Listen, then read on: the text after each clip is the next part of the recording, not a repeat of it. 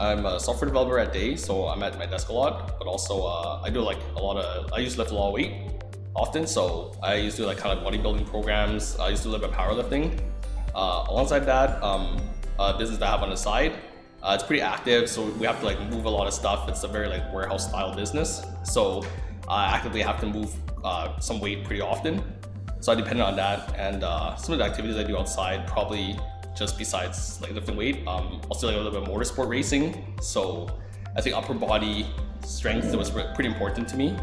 And I was doing my benching program, and I was doing my second set, and I was doing my second rep, and I had a bar pretty much down to about here. And then I heard like a pop, and instantly the bar fell. It was like pretty painful immediately. And you know, you always hear stories about like people tearing their pectoral or having a tear. I wasn't moving the significant amount of weight, so I didn't think it was possible, but immediately after I knew something was really wrong. It was pretty scary because it was Saturday, it was actually on Boxing Day, so nothing was really open, and I decided like I would need to probably get looked at right away.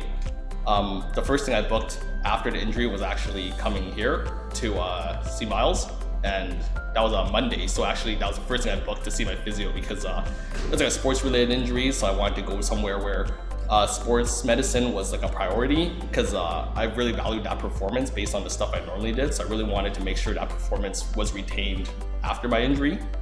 And when I came in here, I didn't quite know what it was, and Miles like diagnosed. He knew the degree of it. He had also seen it before. I also went to my family doctor that day as well. They were a little bit more unsure about what it was, because it was like a sports related injury, and also the area where it looked like most significantly damaged, it looked like more like an arm injury. The thing that was worse was I was stuck in a sling for the whole time, and I couldn't use that arm at all. So the first thing was the range of motion was really low. So right away, the very first couple sessions was really increasing the range of motion, and all of them helped to increase it until it became like kind of what I was able to have previously to the injury. And then after we increased that range of motion, we started to kind of build up a little bit of strength.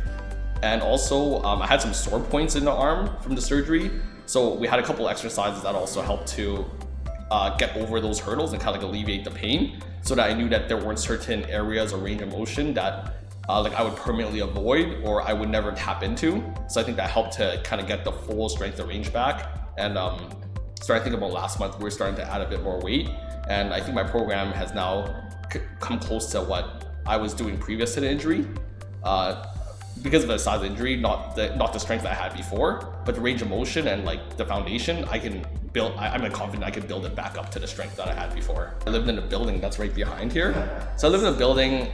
My wife's been coming here a lot. You know, this is like kind of like the wellness center on White Ave for her. She did yoga upstairs. She'd come here for physio when she had injuries, and she really like trusted everybody in the building and kind of the services they're providing.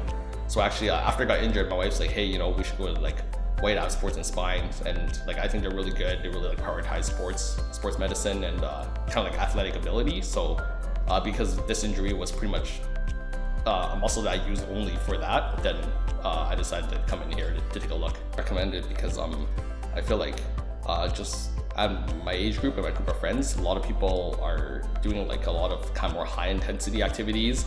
A lot of people have like a side activity they're doing on top of just their normal day life, and I think you need to really prioritize making sure that the abilities are always above what you need, so that in case you ever want to do sports or get into something high performance, that you didn't do any damage or do something that you like couldn't kind of come back from within a steady pace, right? So I think that's what I would recommend mostly.